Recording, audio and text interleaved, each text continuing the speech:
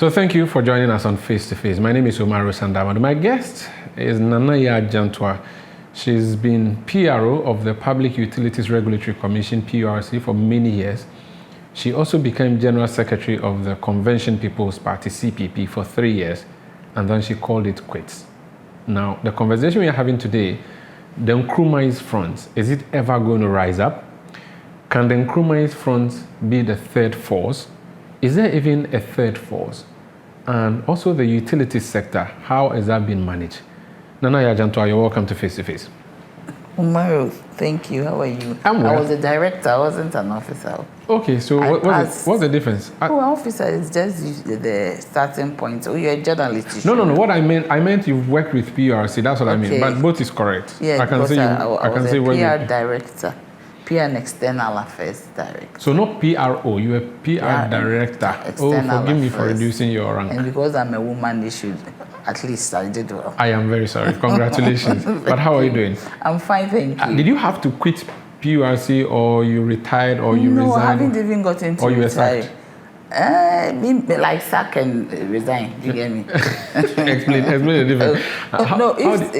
Okay, let me say good evening to your viewers, those on social media, YouTube and Facebook, and those watching television. And I'll say good evening to yourself and your crew, and good evening to Ghana. Thank you. Sack and resign. You see where the situation where they want you out, so they put you through certain things to make you feel uncomfortable. So they call it. So they say, did you push or you were jumped? So you were pushed. Yeah, I was then you pushed jumped and I jumped off the ship of the PURC. Yes. Who did the pushing? For now. Certainly, it was the time of the MPP, so certainly they are government elements. Government elements using the people in my office. What were you doing that offended the government? I had snippets of it. That when I was doing the tariff, some said I'm arrogant. Some said, all manner of very flimsy things. Can't really put a finger on it. But they were never able to say I was ineffective. But you were not executive director. You were not a political appointee. Yeah, that's what everybody asked the question, that you were not the political appointee. But for some reason, I was a target. Or were you doing naked politics in the PURC? No, I wasn't. Sure? I was CPP. Certainly, yeah. I've always been CPP. So you are anti-UP tradition. So maybe you were showing it. Yeah, maybe I said that maybe they were punishing me because of my father.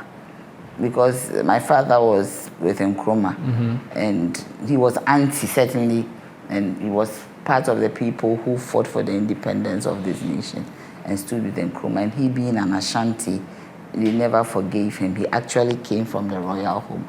That's Menshia. That at a point they were going to be killed, he and my uncle, because they were with the Matime, like Nkrumah's tradition. I call the Nkrumah's tradition Asante the real Matime, because we were not with the formal people, the establishment of the UP tradition.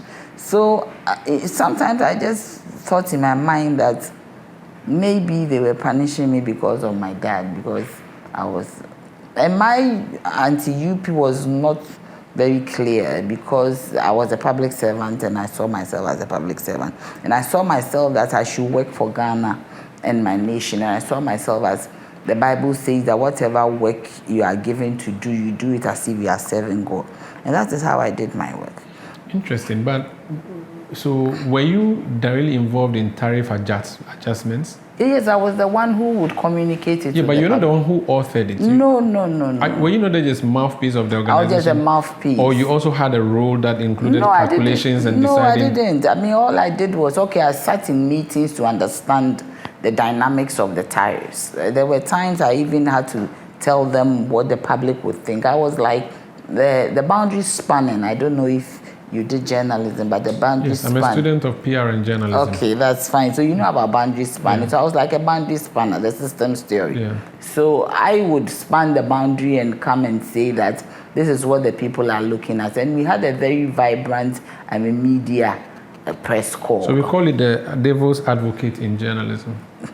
So you were doing the devil's advocate. I was doing the devil's advocate or spanning the boundary for them. Okay, no problem. So you were telling them that, listen, if this goes out, this is the reaction that we're going to get. So if this reaction comes, how do we deal with it? How do we deal with it? So you prepare the... I prepared them, and we also used the media. Before we came out with any tariff, we would call our press call in place, and we would discuss, and we give them figures to throw into the public, that which one will be acceptable and amenable to the public. And I also believe that maybe the NPP wanted to use the tariffs for some form of political gain. So they wanted to regulate or control? No, not control. Like they were using the tariffs are too high and all that. So they wanted to use that as a political weapon against the government. And for me, I was doing my job as a regulator. So this one NPP was in opposition? It was in opposition. They wanted to manipulate, so they wanted you to announce problems for the government. That is the point. And you said no. No, I did what is it. I mean, I don't announce problems when there are no problems. And I was doing my job. That's what I was being paid for. To make it look good, to make it look comfortable, to make people feel okay. Yeah. And they said the load shedding, I didn't make it look too bad because I was always communicating. But for me, I wanted Ghanaians to be okay. We were in a crisis. But being in a crisis, I didn't want the crisis to stay on and hurt Ghanaians. For instance, there were times that a place would go off for 2 weeks. And I didn't think that was load shedding. So we would move in and we would resolve it. We had people all over. So whenever the lights are off beyond a certain number of days or hours, they will call and would move in to stop it.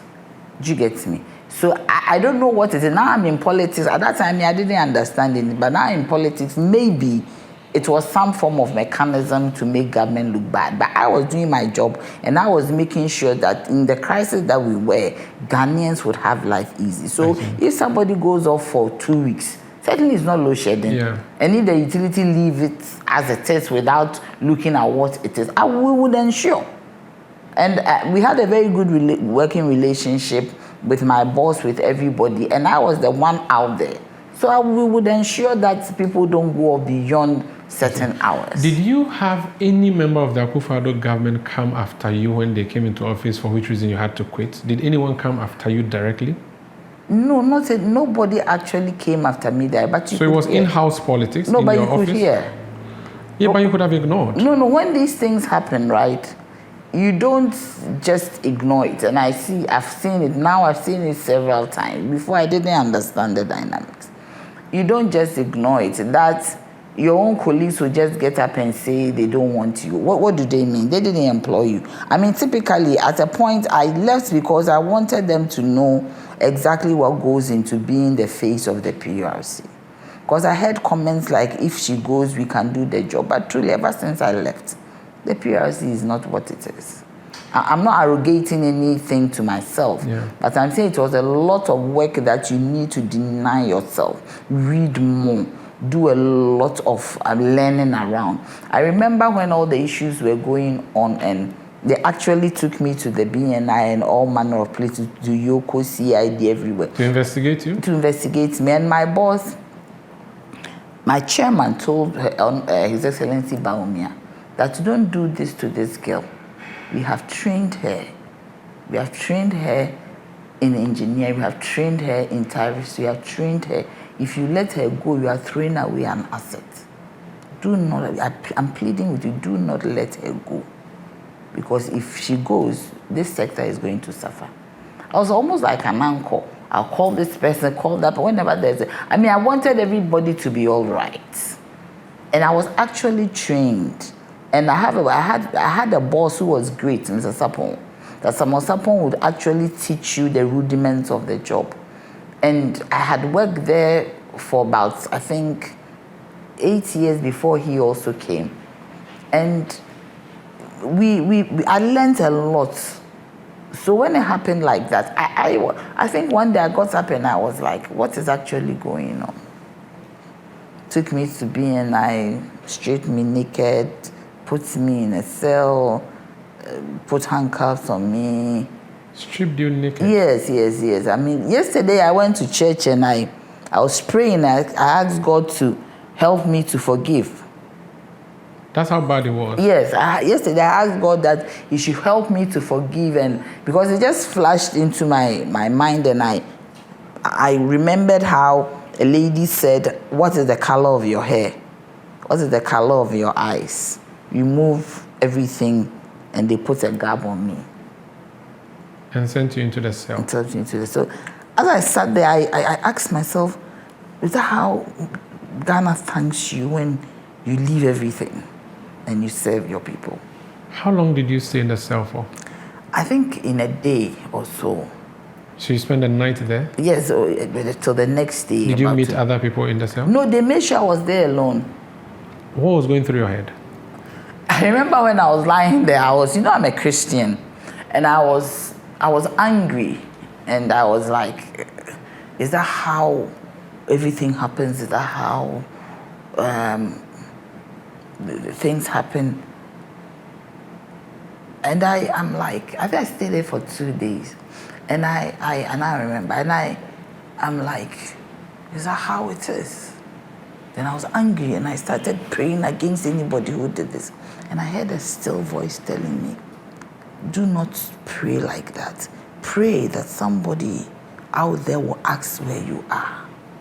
So nobody knew that you were in BNI cells? My brother, Kwame, when they took me there that night, and I sat at the counter, I'd never even entered a police station before. My dad was a lawyer, and he said I should walk a straight and narrow road all my life. So I never, and I'm like, what is the meaning of this?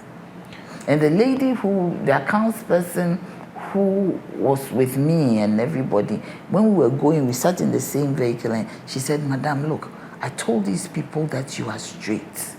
You are the one person who asks for receipts. You are the one person who bring everything. I mean, you are too straight, sometimes it's annoying.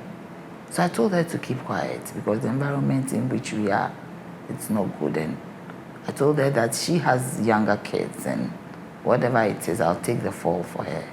So she should just keep quiet. So I was just lying there, and I was angry. I was just praying and angry. And a still voice told me, let somebody know that you are here.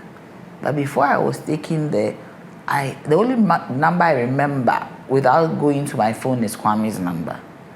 So I gave the number to the policeman at the place, and he called Kwame for me. And I told Kwame that I spoke to him in some coded words, and he got to know. So the next day, the other next day, they were all over. Everybody was trying to get me out of there. But I said myself, how did I sing this low? The allegation was that you were engaging in corruption at PURC, cronyism, nepotism. Yes, all manner of things. And did they question you about any wealth that you had which was unaccounted for? No, they didn't ask me anything. They asked me about some accounts that were done, and I mean everything. I told them I haven't listened. So they even took me to Yoko. After everything, that nothing was really this thing. So from BNI to Yoko? Yeah, to Yoko. This was 2017? Yes, 2017, 2018, 2019. I reported to the BNI for 3 years. It was like we've been incarcerated. Were you ever formally charged? No, because I'm coming. So I went to Yoko, and when we were going to Yoko, we met the forensic auditor. Then he said, Madam, you are going to prison. I said, why? He said, these are documents which has no receipts. I said, how? He said, nothing. You spent money without accounting for it. I said, how? Me? And Omar, you know what happened? I had a pink bag which had all my receipts. Everything was thrown away. It wasn't given to the auditor.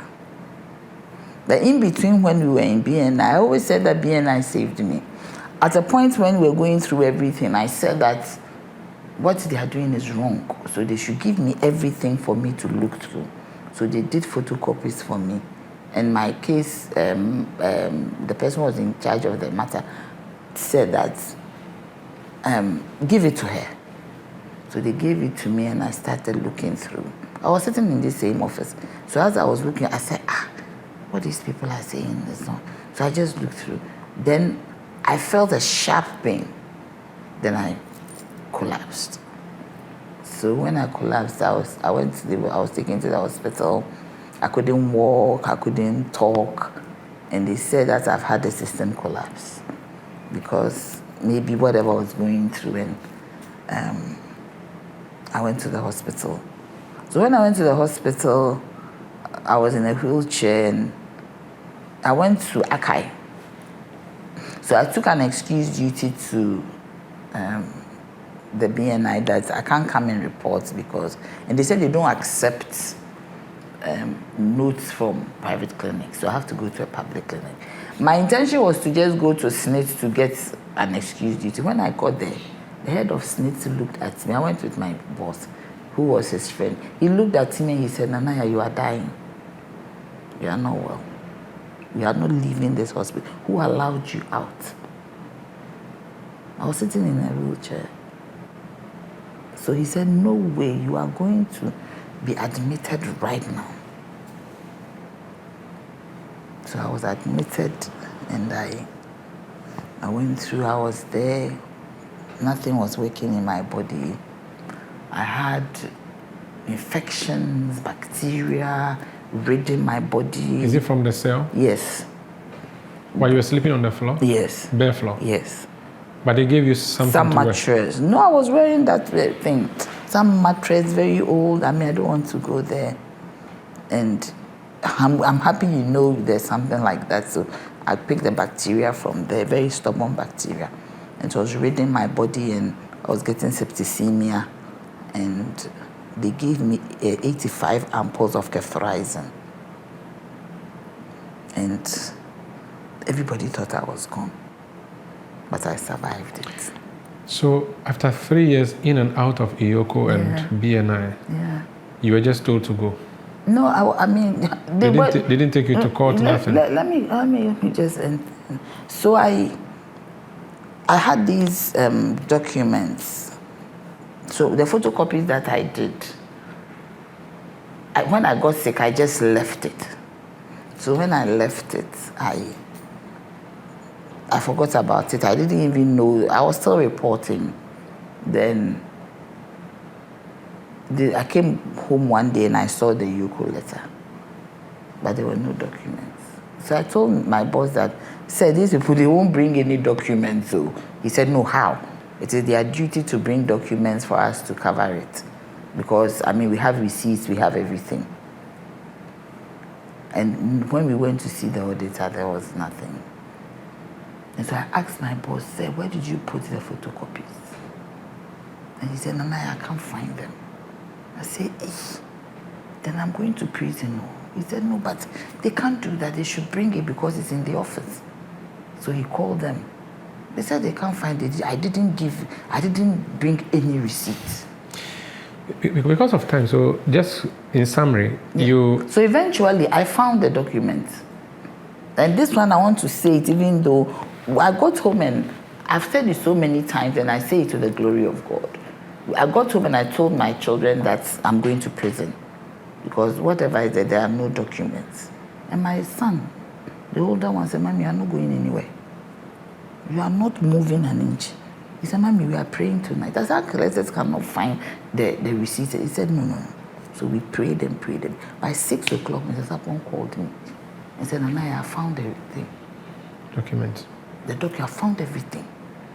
So we hurriedly took it to the auditor.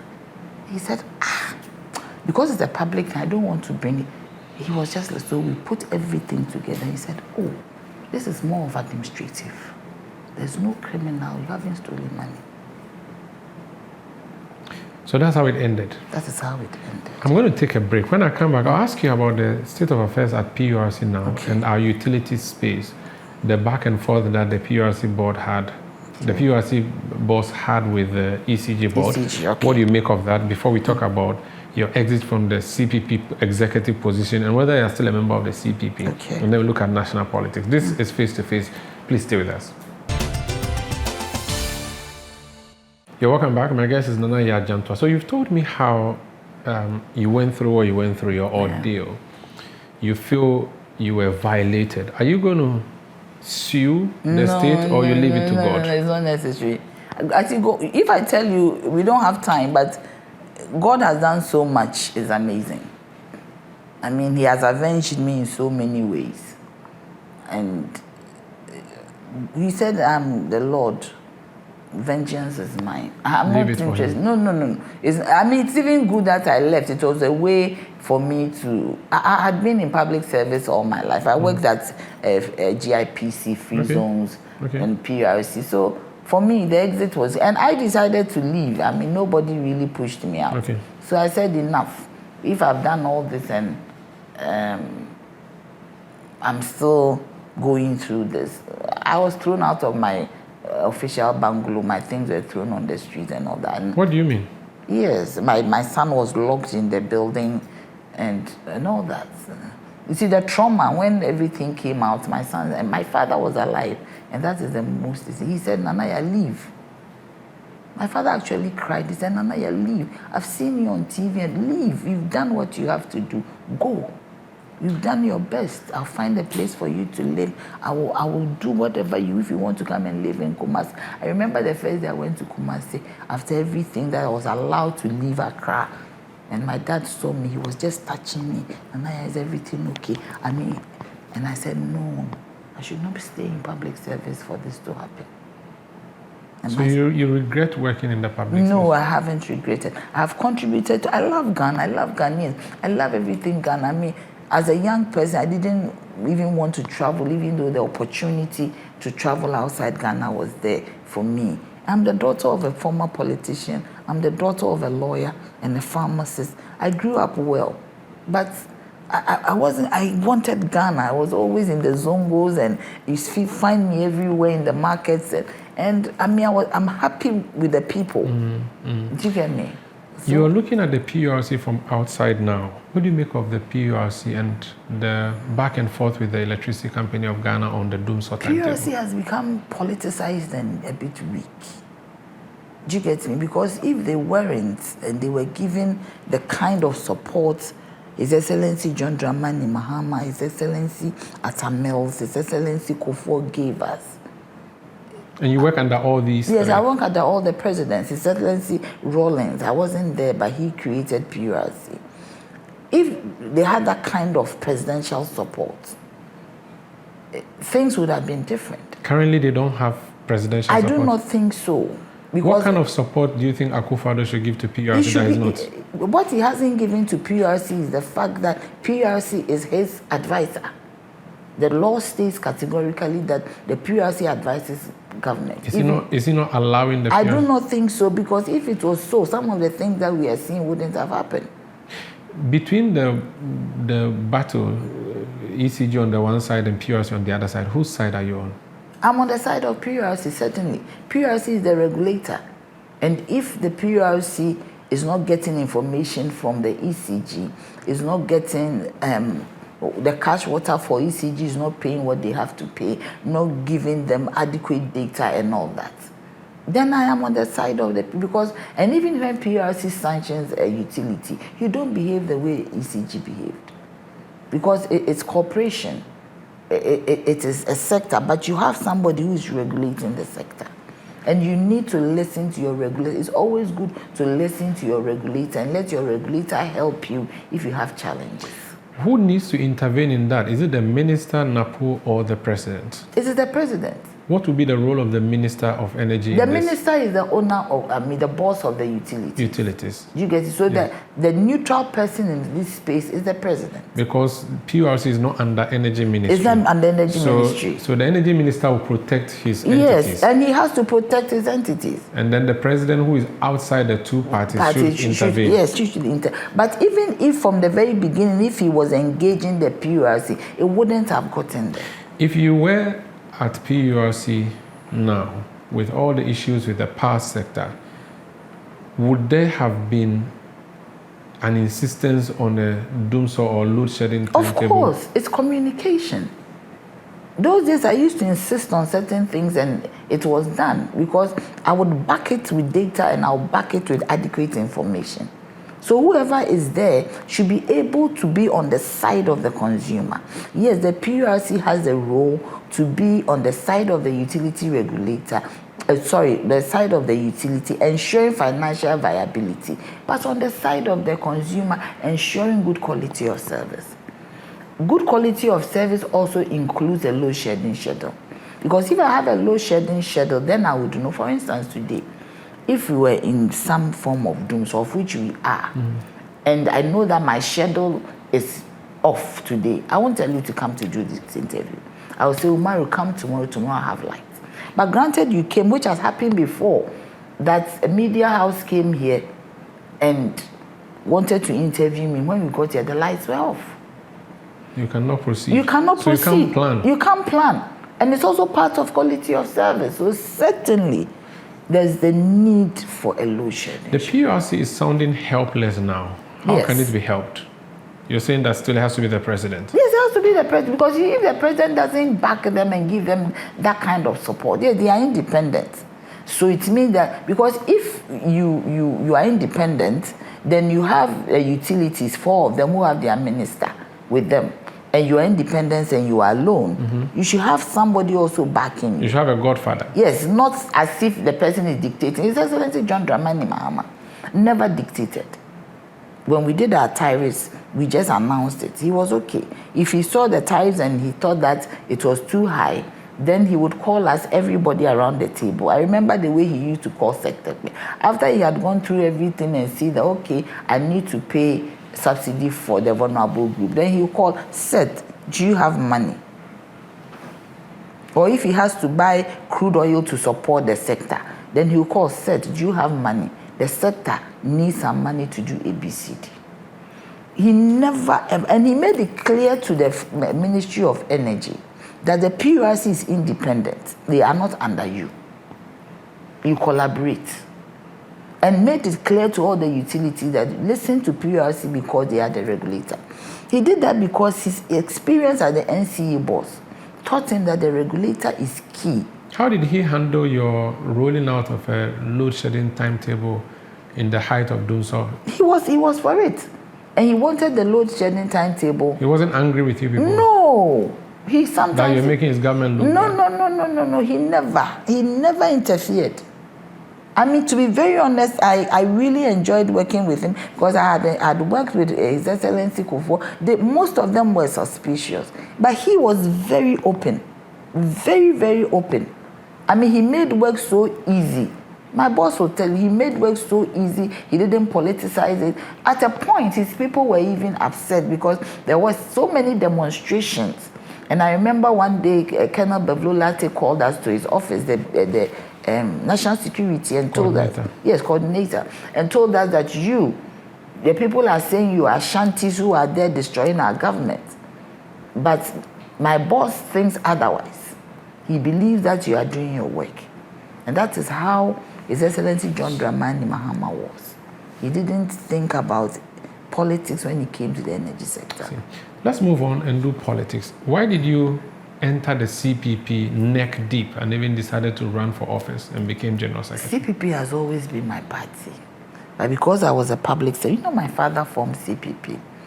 And his cronies, E.A. Mahama, Bidia Kupuku, Krobodusei, Kujobotio, Kofi Bakon, all of them. They actually went into the UGCC Congress as saw upon that was going to make Kwame Nkrumah a treasurer instead of a general secretary to bring him to the CPP. It was on the back of my father that Kwame Nkrumah wrote his resignation from the UGCC. So I've always been CPP. I mean, you cannot be a Jantuah and be anything else.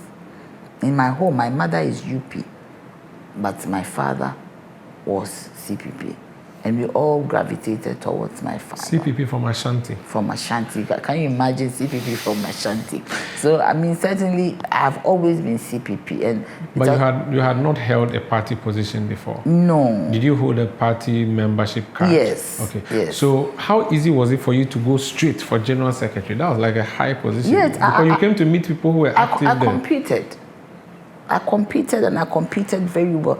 I made sure that I visited every constituency, I visited every place, and I also had friends who Kofi Akwa was there. He was also competing for the youth organizer, and we all competed. I actually went from door to door. I sleep at 3 a.m. and woke up at 6 a.m. I sleep at 1 a.m. and woke up at 2 a.m.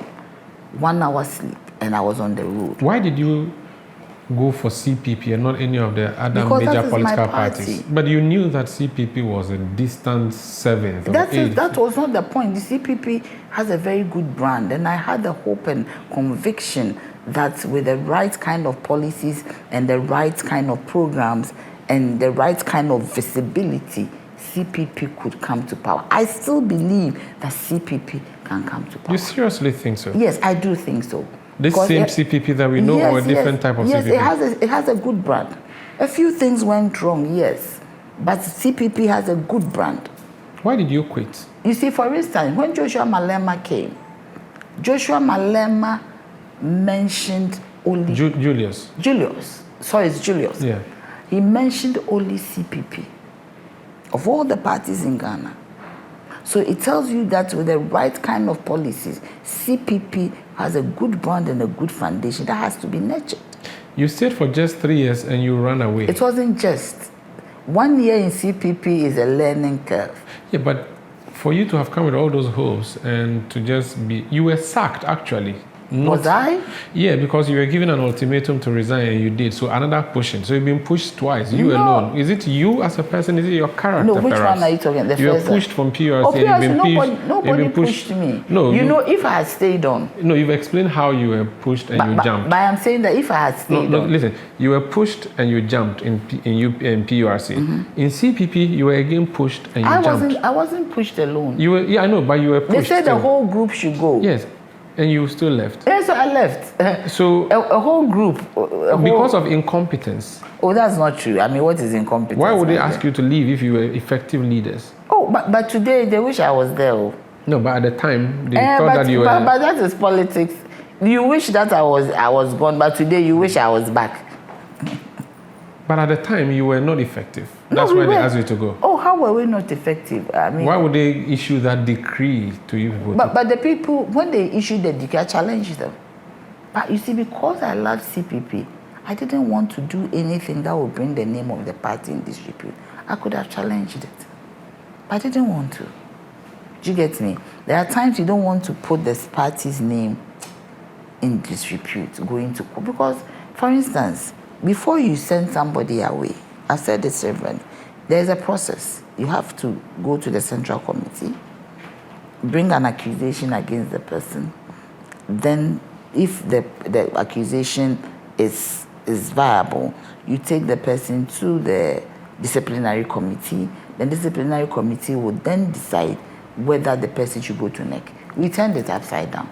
NEC is the last pay. And for a general secretary, it is clear you have to go to Congress to remove the person. Because Congress voted for the general secretary, the chairman. So you could have stayed on. Why I could have stayed on. But if you thought you were on the right, you would have stayed. Yes, on the right I was. But they said all of us. So if all of us should resign, we are gone. I always want, you see, I don't want to be in anybody's space.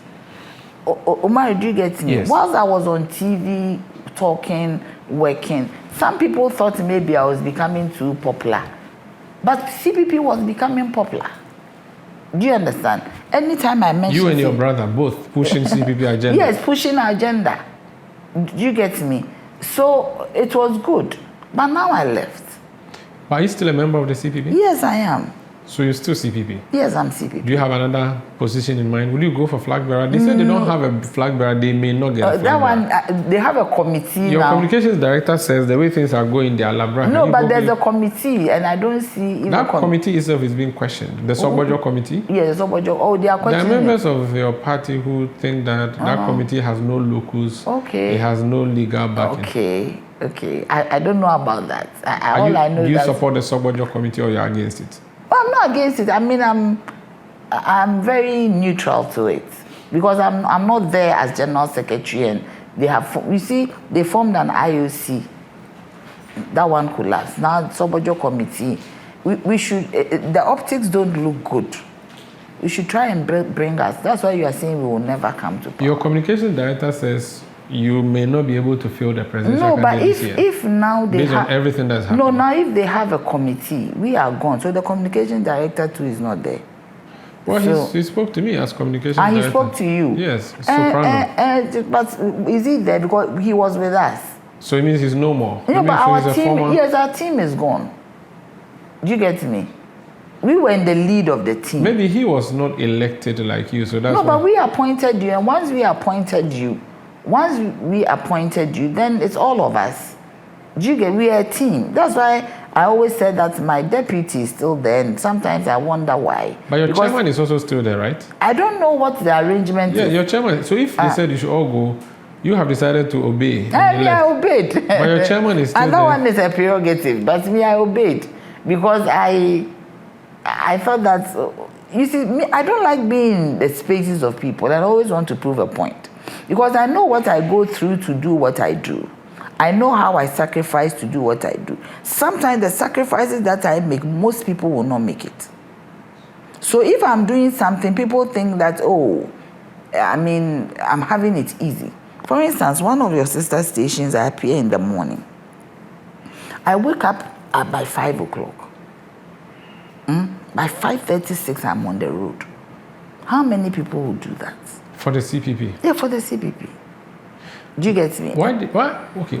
Do you want to run for flag bearership? No. Why not? Everybody is saying it, that I should run for flag bearership. But it will be a bit opportunistic. It's as if we are in this chaos and you are thinking about running for flag bearer. How about chairmanship? No. So how do you save the party from continuing to plummet? You will save the party by building the structures. But it's imploding. From the grassroots. I'm not there yet. No, but if I have to go back, and if I am there, then you can say that, how do I save the party? I was saving the party. Yes. Because at every point in time, we see, people will be mentioning CPP, and I was elated. I remember one day, and I always say it, he's not my fan, but I always say it, Kennedy Japan. He mentioned MPP, he mentioned CPP, and he mentioned NDC, the three major parties in the country. And I was happy. You hear people mentioning CPP, and I was happy. I mean, gradually with that, we were coming to the fore. You go to the markets and people will say, oh, CPP, ma'am, oh, CPP, everybody join. I'm speaking to you, I've gone. It's fine. Okay. Did you get me? You go to Makola, you go to all these places. They will say, oh, CPP, oh, CPP. And people were coming and we were all working and putting things. Yes, of course, there were challenges, human beings, interactions, even with your wife, you have issues. But it was coming up. And people were fed up with NDC, MPP, or were coming on board. And the number of people who came to me and said that, oh, January, we are coming. People who wanted to come from the other parties, these two major parties, I can't mention names. It was just glorious. I mean, it was elating. What is wrong with the CPP? I don't know. I wish I knew. Sometimes I believe that maybe Nkrumah said something. You see, in 1979, when they changed the name to PNP, they won an election, miraculously. I don't know if Nkrumah said something. I can even say what is wrong with Ghana. We don't even know what Nkrumah said when he was in exile, in his pain. You know, Nkrumah's funeral has not been done. He was brought in, buried, all the ceremony. But the actual funeral has not been done. So with Ghana and the CPP, what did Nkrumah say? We need to interrogate it. You think he cursed the CPP? Yes. Why is it that everything is not working? You think Nkrumah cursed Ghana? Yeah, I think so. CPP? Yes. In Guinea? I think so. At that table, when he was writing all his books, alone, what did Kwame Nkrumah say? And the curse stuck. And the curse, yes, it was thick. Because he did it in pain. The man was dying and he wanted to come to Ghana to die in the bosom of his mother. He was denied access. He had cancer. And he wrote to the foreign ministry at the time that for nothing at all, let him come home to be with his mother, Nyaneba. Do you know what Nkrumah said? Curses are real. Do you know what Nkrumah said when he was dying in Romania, alone? And nobody has looked into that direction. Because it does not make sense to me that a party with such a brand, a country with such resources, we are where we are today. And it's as if nobody with the best of intentions can turn this country around. If you changed to PMP and you won in 79, have you considered that perhaps maybe the brand, the red cockerel, has been cursed? So why don't you jump on a different political party's bandwagon and use that party to continue with the Nkrumah agenda? Why don't we change the name and come together as one, under one umbrella? It will be the same thing if you change the name. No, if you change the name... Why don't you collapse that whole company? We cannot CPP? collapse it, because that is what our legacy is. That is what it is. There is a song we have in our party, Obi Kasewo Don Nkrumah no Ondo CPP or your trophy. If you say you love Kwame Nkrumah and you don't love his legacy, then you are a liar. We cannot mix with any other political. We can maybe collaborate, for me, at this time in which we are, where Ghana has to be delivered the second time, where we need to have an independence from what is going on right now. The nepotism, the cronyism, the corruption, the disrespect for Ghanaians, the inefficiency, the cluelessness. I believe that the election 2024 is for us to deliver this nation. And that when we are done, we should all go back into our various parties and reorganize. There's the need for all of us to come together, Butterfly, CPP, PNC, everybody, NDC, PPP. Come as one body, not as together, but as one body with one purpose, with one mind, with one focus to ensure that 2024, Ghana wins. This is Face to Face. My name is Umar Rusandawadu. Nana here, Jantuah is my guest. We're talking about election 2024 and the CPP. There's a talk about a third force coming up. The CPP, is it really, or is Nkrumah from the third force? I'll ask her how that's going to work, and also what will be the campaign strategy for 2024 now that she's asking for all hands to be on deck. Is she going to join one of the other parties to fight the NPP, which she believes is a common enemy now? What will be the approach? Please stay. Yeah, welcome back. This is Face to Face on Channel 1 Television. My name is Umar Rusandawadu. My guest is Nana Jantuah, former head of Directorate of Communication of PR for the Public Utilities Regulatory Commission, former General Secretary of the CPP, or should I say CPP General Secretary who had to flee from the CPP. Oh, I didn't flee. So you were saying that everybody should come on board. Including yourself, journalists, everybody. No, we'll give you the platform. Okay. That's also a way of contributing. Okay. Your CPP, if it were that attractive and such a good brand, the daughter of your owner, Samia Yaba Nkrumah, would have still been actively in front of your party. It shows you that the party is not attractive even to the daughter of the founder. You see, it is not about the attraction. Sometimes it's about some of the things that we go through. And it's not only Samia who has left. Agude left. Akosan left. Indum left. Indum left. Susan Amagba left. In fact, Abu Sakara left. Abu Sakara left. Everybody has left. I left. Yes. No, you are still around. I left. Yeah. Do you get me? So I also asked the question, what is it? Professor Hagen left. These are some of the best people you can have in a party. And they all left. And right, it's just left with Kwame Jantuah. It's left with Kwame. He's the only one, last man standing. The last man standing. And Mr. Sobojo. And Mr. Sobojo, when Commander Sobojo. So the point is that sometimes I ask the question and I ask them, is it right for this to happen? That the children of the founding fathers are gone. And when you look at the NPP, they use the children of the founding fathers to build Anadu. All of them. Moforiata, their father or their uncle, really, they were all there. But today, in our own, it doesn't. But you see, it is time for the two parties to take their hands off. NPP and DC. They have an influence on... Yes, they should take their hands off. They should let us be. Everybody should let us be to do our own thing. And especially the NPP. The NPP doesn't want the CPP to grow. They say it by word of mouth. The NDC, yes, because of maybe the antecedents. But the NPP does not. How do they kill you? Oh, they kill us by interfering. They kill us by doing all manner of things, building blocks. Yeah, because we don't have the resources and the wherewithal.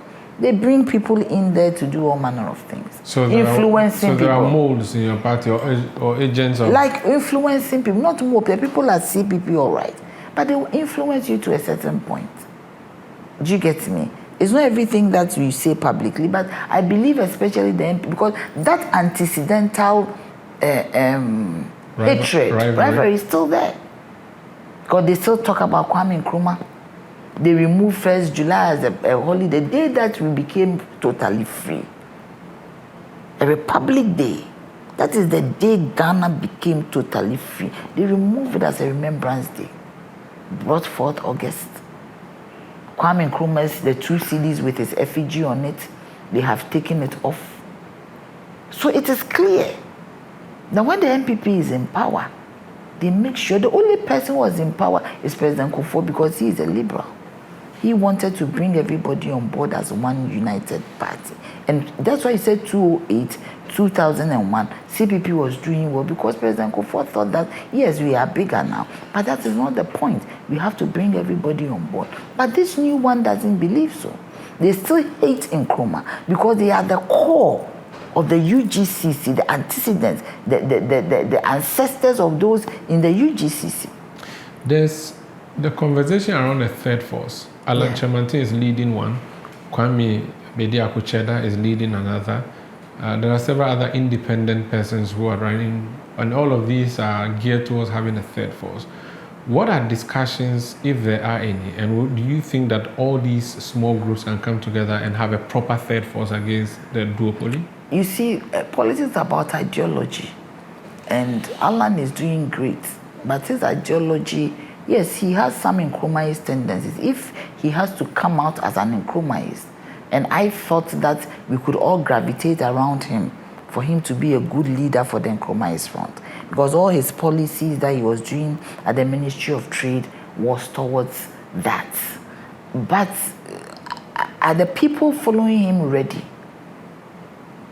Are they Nkrumahist inclined? Because if we were having all of them, for Kwame Bedi-Akucheda, I don't think he has any specific ideology. He has some, the word is not coming, but he has he feels like he has to help.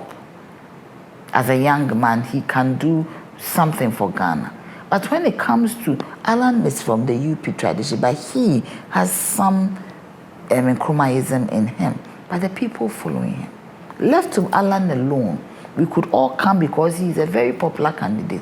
We as the Nkrumahist Front should come together and support him. You see, Abu Sakara is there with him because they believe in the same thing. Would you, if Alan asked you to join forces with him, would you? I would if I wasn't CPP. And I would also love it if we all came together. It is something that we should all do, not as one swallowing the other, but coming together and campaigning vigorously to make sure the NPP leaves power. We are in July now, up to December 7. What would be your personal agenda in this, your quest to see the back of the NPP? Which vehicle are you going to use? Would you jump onto the NDC vehicle? My personal agenda is for all of us to be together, and I'm preaching it. Yeah, but what are you going to do personally? I'll do whatever I have to do. Will we see you on the campaign trail? Of which one? That's what I'm asking On you. my CPP campaign trail. So you do CPP Yes, I campaigning? do CPP campaigning. Even though you don't have a flag bearer? We will get a flag bearer. Are you sure? That is somebody's view, Umaru. That is the view of somebody. Why don't you go and contest for parliamentary seat somewhere in one of the constituencies? I wanted to go CPP? to Asqua. In Ashanti? In Ashanti region. CPP? It's CPP, my area. Forget. I won't forget. Don't waste your time. No, I won't. Why? I can make it. Oh. Look, CPP? Umar, let me tell you something. Asqua? Umar, I lived in Asqua all my life. Yes. I lived in Asqua all my life. And when it comes to Asqua, that is my area. But let me tell you something. Is that Patricia Page's Yes, Asqua? yes. Master Kofi Juma's Asqua? Yeah, Master Kofi Juma. We help them. Yes, but let me tell you, no, that's not the point. It's the personality. When I was going for general secretary, everybody said I couldn't make it.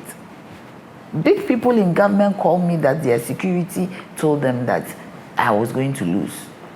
And I told them I'm not losing. But you're not contesting the parliamentary seat this year? No, I'm not. You're not considering because it? I wanted to go, but later on I said, okay, let Pat finish, and I mean, with all the issues. Because you see, when we went to NEC, my biggest elation was that people will see that there is a CPP.